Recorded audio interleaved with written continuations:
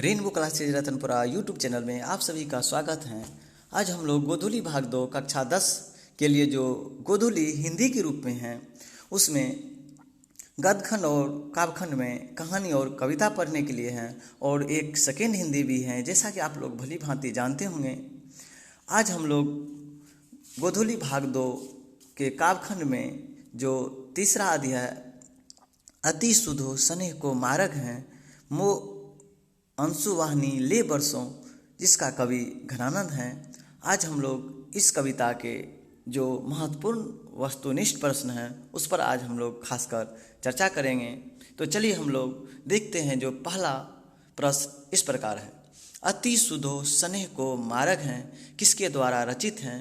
तो इस प्रश्न का पहला ऑप्शन है रसखान, दूसरा गुरु नानक, तीसरा घनानंद, चौथा प्रेमघन। मैं प्रश्न को फिर से दोहरा दूं। कहते हैं कि अति सुधो स्नेह को मारग है किसके द्वारा रचित हैं? तो इस प्रश्न का सही उत्तर है घनानंद। जैसा कि आप लोग यह पाठ पढ़े होंगे तो निश्चित रूप से इस प्रश्न का सही उत्तर आप लोग ढूंढ लिए होंगे। तो चलिए हम लोग अब पुनः अगला प्रश्न देखते हैं जो इस प्रकार है। कहते हैं मो अंशु वाहनी ले बरसों किसके द्वारा रचित हैं? तो इस प्रश्न का पहला ऑप्शन है अनामिका, दूसरा अमरकांत, तीसरा महात्मा गांधी और चौथा घनानंद। तो इस प्रश्न का सही उत्तर है घनानंद। जैसा कि मैं बता दूं कि यह जो कविता है अति सुधो स्नेह को मारग हैं मो अंशुवाहिनी ले बरसों, इसका कवि घनानंद ही हैं। इसी कारण इसका उत्तर घनानंद ही होंगे। तो अगर आप लोग चैनल पर नए हैं तो आप प्लीज़ वीडियो को लाइक कर दीजिए और चैनल को सब्सक्राइब कर दीजिए अगर आप लोग को वीडियो अच्छी लग रही हो। तो अगर आप लोग को विस्तारित रूप से सभी कविताओं की अगर व्याख्या सहित अगर जानकारी लेना है तो आप जिस पे अभी चैनल पे हैं आप रेनबो क्लासेज रतनपुरा, आप उस पर पढ़ सकते हैं और बिहार बोर्ड में जो कक्षा 10 में अच्छे अंक प्राप्त कर सकते हैं। तो चलिए हम लोग बिना समय को व्यतीत किए हुए पुनः हम लोग अगला प्रश्न पर चर्चा करते हैं। जो अगला प्रश्न इस प्रकार है, घनानंद की भाषा क्या है? पहला ऑप्शन है अवधी, दूसरा ब्रज भाषा, तीसरा प्राकृत, चौथा पाली। तो इस प्रश्न का सही उत्तर है ब्रज भाषा। घनानंद की भाषा ब्रज भाषा है। तो अगला प्रश्न पुनः देखते हैं जो इस प्रकार है, कवि ने परजन किसे कहा है? तो इस प्रश्न का पहला ऑप्शन है कृष्ण, दूसरा सुजान, तीसरा हवा और चौथा बादल। तो कवि ने अर्थात कवि घनानंद ने परजन किसे कहा है? तो इस प्रश्न का सही उत्तर है बादल। बादल को घनानंद ने परजन कहे हैं। अगर आप लोग को शब्दार्थ याद नहीं है तो थोड़ी कठिनाई होगी। अगर आप लोग के पास अभी हिंदी होंगे तो आप हिंदी में शब्दार्थ सब कंठस्थ कर लें, तब उसके बाद आप कहानी या कोई भी कविता अगर पढ़ें तो अच्छे लगेंगे पढ़ने में। तो चलिए कोई बात नहीं, आप लोग पहले वस्तुनिष्ठ प्रश्न को सॉल्व कर लीजिए, उसके बाद फिर आप आगे अपना खुद घर पर पढ़ाई करें। ठीक है, तो हम लोग देखते हैं अगला वस्तुनिष्ठ प्रश्न इस प्रकार है, घनानंद किस काल के कवि हैं? तो इसका पहला ऑप्शन है भक्ति काल के, दूसरा वीर गाथा काल के, तीसरा छायावाद युग के और चौथा रीति युग के। तो इस प्रश्न का सही उत्तर है रीति युग के। घनानंद रीति युग के कवि थे। तो हम लोग अगला प्रश्न पुनः देखते हैं जो इस प्रकार है, रीति मुक्त काव्यधारा के सिरमौर कवि किन्हें माना जाता है? तो इस प्रश्न का पहला ऑप्शन है प्रेमघन को, दूसरा घनानंद को, तीसरा रसखान को, चौथा कबीर को। तो इस प्रश्न का सही उत्तर है घनानंद। तो हम लोग वस्तुनिष्ठ प्रश्न के इस कड़ी के दौर में धीरे धीरे आगे बढ़ते हैं।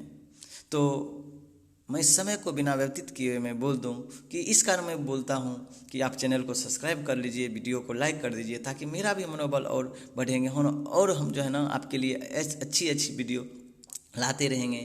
आपसे हम सिर्फ यही ना, अगर आपको वीडियो अच्छी नहीं लग रही हो तो आप लाइक नहीं अनलाइक भी कर दे, जिससे हमको पता ये चले कि हम वीडियो अच्छी नहीं बना रहे हैं। अगर अच्छा लग रहा है तो आप जो है ना प्लीज़ आप वीडियो को लाइक कर दीजिए, जिससे हम आपके लिए और भी वीडियो हम लाते रहेंगे।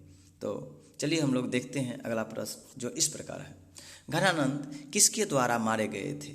तो पहला ऑप्शन है शिष्य के द्वारा, दूसरा राजा के द्वारा, तीसरा कवि के द्वारा, चौथा नादिर शाह के सैनिक के द्वारा। तो इस प्रश्न का सही उत्तर है नादिर शाह के सैनिक के द्वारा। घनानंद नादिर शाह के सैनिक के द्वारा मारे गए थे। तो जैसा कि मैं बता दूं कि थोड़ा देखिए, ऑब्जेक्टिव को सॉल्व कराते हैं तो इसका मतलब ये नहीं है कि सिर्फ हम 30 ऑब्जेक्टिव से सॉल्व करवा रहे हैं। तो इसके साथ साथ हम थोड़ी और व्याख्या कर देते हैं, ताकि आपका इसके जो इर्द गिर्द वस्तुनिष्ठ प्रश्न जो भी बनेंगे वो भी सॉल्व हो जाएंगे। आप रटन मत कीजिए कि हम सिर्फ 30 ऑब्जेक्टिव सॉल्व कर रहे हैं। इसके इर्द गिर्द अगर बोलते हैं तो वो भी एक तरह से ऑब्जेक्टिव के ही रूप में है। इसी कारण आपसे हम अनुरोध करते हैं प्रिय पाठकगण कि आप ध्यानपूर्वक सुने और जो भी वस्तुनिष्ठ प्रश्न है उसको आप बनाएं साथ साथ में। तो चलिए हम लोग आगे बढ़ते हैं। जो अगला प्रश्न इस प्रकार है, कहते हैं घनानंद किस बादशाह के यहाँ मीर मुंशी का काम करते थे? तो इस प्रश्न का पहला ऑप्शन है आपके पास अकबर के यहाँ, दूसरा औरंगजेब के यहाँ, तीसरा बाबर के यहाँ और चौथा मोहम्मद शाह रंगीले के यहाँ। तो इस प्रश्न का सही उत्तर है मोहम्मद शाह रंगीले।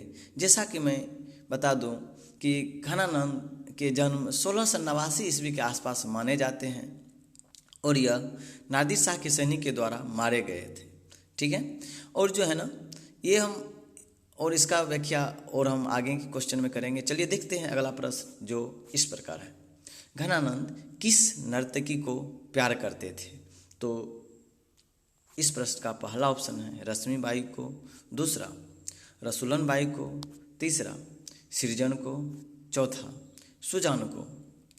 तो इस प्रश्न का सही उत्तर है सुजान को। तो घनानंद किस नर्तकी से प्यार करते थे? सुजान को।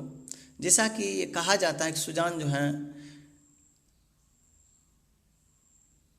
घनानंद से प्यार करते थे कि नहीं ये तो पता नहीं, लेकिन घनानंद जो है सुजान से बहुत प्यार करती थी।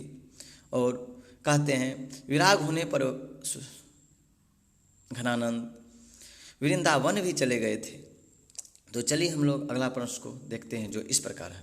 प्रेम की पीर का कवि किन्हें कहा गया है? तो इस प्रश्न का पहला ऑप्शन है रसखान को, दूसरा प्रेमघन को, तीसरा मंझन को, चौथा घनानंद को। तो इस प्रश्न का सही उत्तर है घनानंद को। प्रेम की पीर घनानंद को कहे जाते हैं। तो हम लोग अगला प्रश्न देखते हैं जो इस प्रकार है। सुजान सागर के रचनाकार हैं?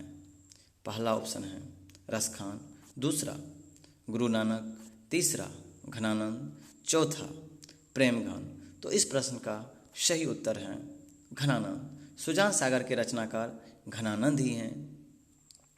तो हम लोग अब पुनः अगले प्रश्न को देखते हैं जो इस प्रकार है। विरह लीला रचित हैं? पहला ऑप्शन है रसखान द्वारा, दूसरा गुरु नानक के द्वारा, तीसरा घनानंद के द्वारा, चौथा प्रेमघन के द्वारा। तो इस प्रश्न का सही उत्तर है घनानंद के द्वारा। जैसा कि मैं बता दूं कि घनानंद के प्रमुख ग्रंथ में सुजान सागर, विरह लीला, रसकेली बल्ली आती हैं। तो तीन यह जो मुख्य रूप से ग्रंथ है यह घनानंद की ही द्वारा लिखी गई है और शुद्ध रूप से ब्रज भाषा में लिखी गई है। और सवैया और घनाक्षरी अत्यंत प्रसिद्ध हैं इसके। तो चलिए हम लोग देखते हैं अगला प्रश्न जो इस प्रकार है। घनानंद का दूसरा पद किसे संबोधित हैं? पहला ऑप्शन है भगवान को, दूसरा सुजान को, तीसरा बादल को, चौथा इनमें से कोई नहीं। जैसा कि मैं बता दूं कि घनानंद का दूसरा पद जो है मोह अंशो वा नहीं ले बरसों, यह दूसरा पद है जिसके द्वारा किसको सूचित करते हैं, संबोधित करते हैं? सो देखते हैं इस प्रश्न का सही उत्तर क्या है। तो इस प्रश्न का सही उत्तर है बादल को। बादल को ही संबोधित करते हैं कि हे बादल, आप जो है ना, जो मेरे प्रिय हैं सुजान, उसके आंगन तक मेरी आंसू को पहुंचा दें। इसी तरह से दूसरा पद में बादल को संबोधित करते हैं। चलिए हम लोग देखते हैं अगला वस्तुनिष्ठ प्रश्न जो इस प्रकार है। घनानंद अपने आंसुओं को कहाँ पहुंचाना चाहते हैं? तो इस प्रश्न का पहला ऑप्शन है समाज में, दूसरा बादल के पास, तीसरा वृंदावन में, चौथा सुजान के आंगन में। तो इस प्रश्न का सही उत्तर है सुजान के आंगन में। तो हम लोग धीरे धीरे वस्तुनिष्ठ प्रश्न के कड़ी की दौर में आगे बढ़ रहे हैं। आप लोग को शायद वीडियो अच्छी लग रही होंगे, तो आप लोग वीडियो को शेयर भी कर दीजिए। चलिए हम लोग आगे बढ़ते हैं। अगला प्रश्न जो इस प्रकार है, परहित के लिए देह धारण कौन करता है? पहला ऑप्शन है राजा और दूसरा ऑप्शन है साधु, तीसरा बादल और चौथा ऑप्शन है पशु। तो इस प्रश्न का सही उत्तर है बादल। अगला प्रश्न जो इस प्रकार है, परहित के लिए देह धारण कौन करता है? तो इस प्रश्न का पहला ऑप्शन है राजा, दूसरा साधु, तीसरा बादल और चौथा पशु। तो इस प्रश्न का सही उत्तर है बादल। बादल दूसरे के लिए देह धारण करता है। तो अगला प्रश्न देखते हैं जो इस प्रकार है, परजन का पर्याय है? पहला ऑप्शन है दूसरा व्यक्ति, दूसरा परोपकार, तीसरा बादल और चौथा ऑप्शन है इनमें से कोई नहीं। तो इस प्रश्न का सही उत्तर है बादल। अगर आप लोग शब्दार्थ नहीं पढ़े हैं तो कम से कम एक बार आप उसको रिवीजन कर लीजिए, जिससे आपका एक ऑब्जेक्टिव, क्योंकि बिहार बोर्ड में 1 या 2 ऑब्जेक्टिव शब्दार्थ से रहते हैं, तो वो भी बन जाएंगे। तो आप ये नहीं कहते हम रटने के लिए, कम से कम देख लीजिए शब्दार्थ को, कि ध्यान में आ जाएंगे कि ये इसका अर्थ होता है। तो चलिए हम लोग अगला वस्तुनिष्ठ प्रश्न पर चर्चा करते हैं जो इस प्रकार है, सरसों का हिंदी मानक शब्द है? पहला ऑप्शन है सरस, दूसरा सरसों का पौधा, तीसरा रस बरसाओ, चौथा इनमें से कोई नहीं। तो इस प्रश्न का सही उत्तर है रस बरसाओ। तो अगला प्रश्न पुनः हम लोग देखते हैं जो इस प्रकार है, कवि रसखान ने प्रेम मार्ग को बताया है? पहला ऑप्शन है जटिल, दूसरा सरल एवं निश्चल, तीसरा नीरस, चौथा अहंकार युक्त। तो इस प्रश्न का सही उत्तर है सरल एवं निश्चल। कवि रसखान ने प्रेम मार्ग को क्या बतलाए हैं? सरल एवं निश्चल। कहते हैं कि अगर प्रेम में सरल हैं तब हैं जब निश्चल प्रेम है। अगर जैसे ही उसमें मोह है, लोभ है, ईर्ष्या है, तो वह प्रेम सरल नहीं हो सकता है, उसका मार्ग बहुत ही कठिनाई होंगे। तो चलिए हम लोग देखते हैं अगला प्रश्न जो इस प्रकार है, घनानंद सुजान कहकर किसे संबोधित किया है? पहला ऑप्शन है प्रीतम को, दूसरा कृष्ण को, तीसरा साधुओं को, चौथा विद्वानों को। तो इस प्रश्न का सही उत्तर है प्रीतम को।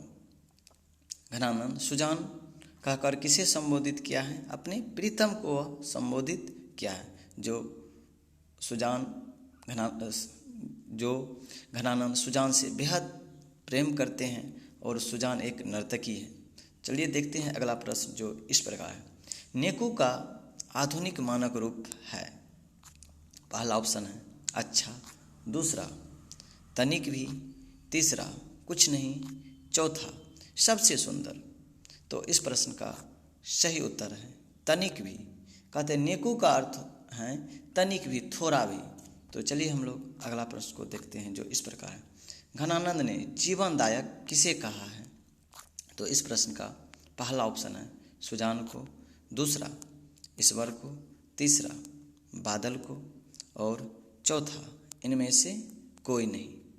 तो इस प्रश्न का सही उत्तर है बादल को। घनानंद ने जीवनदायक बादल को कहा। तो अगला प्रश्न देखते हैं जो इस प्रकार है, कवि घनानंद ने किस मार्ग को सबसे सरल कहा है?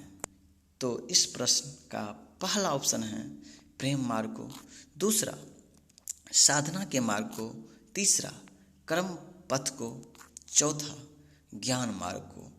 तो इस प्रश्न का सही उत्तर है प्रेम मार्ग को। प्रेम मार्ग को घनानंद ने सबसे सरल कहा है। तो अगला प्रश्न जो इस प्रकार है, घनानंद ने विरक्त होने पर अस्थायी रूप से कहाँ निवास किया?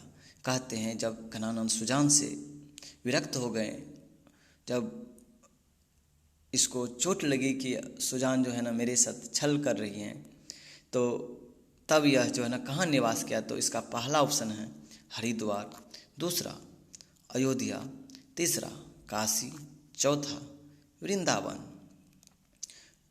तो इस प्रश्न का सही उत्तर है वृंदावन। तो अगला प्रश्न जो इस प्रकार है, सुजान सागर किसकी कृति है? तो इस प्रश्न का पहला ऑप्शन है मतीराम, दूसरा घनानंद, तीसरा देव, चौथा केशवदास। तो इस प्रश्न का सही उत्तर है घनानंद। सुजान सागर घनानंद की ही कृति है। तो अगला प्रश्न देखते हैं जो इस प्रकार है, लाक्षणिक, मूर्तिमता और प्रयोग वे चित्र के कवि कौन हैं? तो पहला ऑप्शन है रसखान, दूसरा गुरु नानक, तीसरा घनानंद, चौथा प्रेमघन। तो इस प्रश्न का सही उत्तर है घनानंद। तो अगला प्रश्न देखते हैं जो इस प्रकार है, कहते हैं रीति मुक्त काव्यधारा के सिरमौर कवि किसे कहा जाता है? तो इस प्रश्न का पहला ऑप्शन है बिहारी, दूसरा मतीराम, तीसरा घनानंद और चौथा प्रेमघन।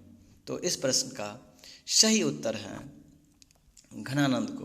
कहते हैं रीति मुक्त काव्यधारा की सिरमौर कवि किसे कहा जाता है? घनानंद को कहा जाता है। चलिए हम लोग अगला प्रश्न को देखते हैं जो इस प्रकार है, घनानंद कवि होने के साथ और क्या थे? पहला ऑप्शन है गायक, दूसरा वादक, तीसरा नर्तक, चौथा वक्ता। तो इस प्रश्न का सही उत्तर है गायक। घनानंद कवि होने के साथ गायक भी थे, जो अच्छे गाते भी थे। रही बात नर्तक की, तो इसकी जो प्रेमिका थी सुजान, वह नर्तकी थी। तो चलिए हम लोग अगला प्रश्न को देखते हैं जो इस प्रकार है, निस्वार्थ भाव से निश्चल होकर अपने को समर्पित कर देना किसका कथन है? तो इस प्रश्न का पहला ऑप्शन है सुजान का, दूसरा घनानंद का, तीसरा मोहम्मद शाह का, चौथा इनमें से कोई नहीं। इस प्रश्न का सही उत्तर है घनानंद। कहते हैं घनानंद की निस्वार्थ भाव से अगर निश्चल होकर अपने को समर्पित कर देना घनानंद का है। तो अगला प्रश्न देखते हैं जो इस प्रकार है, घनानंद की महत्वपूर्ण रचना है। पहला ऑप्शन है विरह लीला, दूसरा रसकेली बल्ली, तीसरा सुजान सागर और चौथा ऑप्शन है इनमें से सभी। तो इस प्रश्न का सही उत्तर है इनमें से सभी। विरह लीला भी हैं, रसकेली बल्ली भी हैं और सुजान सागर भी। तो इस तरह से घनानंद की महत्वपूर्ण रचना यह सभी है। तो अगला प्रश्न जो इस प्रकार है, घनानंद की कीर्ति का आधार है। पहला ऑप्शन है सुजान हित, दूसरा घनानंद कवित, तीसरा दोनों और चौथा इनमें से कोई नहीं। तो इस प्रश्न का सही उत्तर है दोनों, अर्थात सुजान हित भी हैं और घनानंद कवित भी। अगला प्रश्न जो इस प्रकार है, कौन प्रेम कर सकते हैं?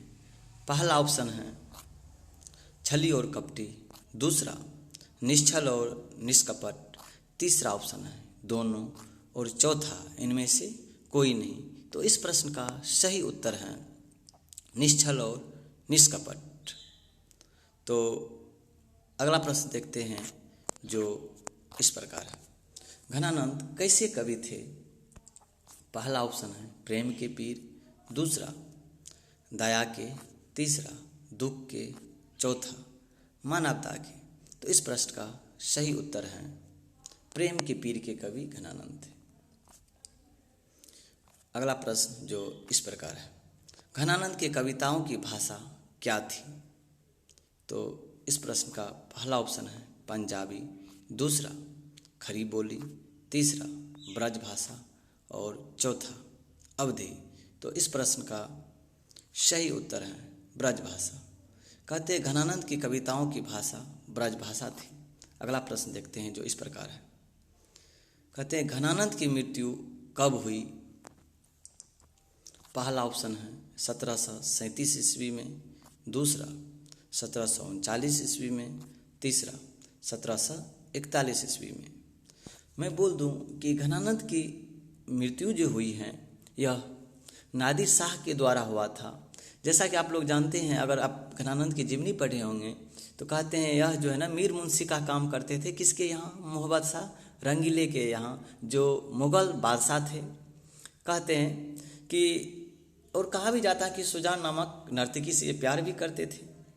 लेकिन 1700 अब कितना में है तो ऑप्शन तो मैं नहीं बोलूँगा, लेकिन कहते हैं नादिर शाह के द्वारा इसे पकड़ा गया और इसको बोला कि इससे जो है ना 3 बार जर जर जर मांगा, अर्थात सोना मांगा। जर का अर्थ होता है सोना।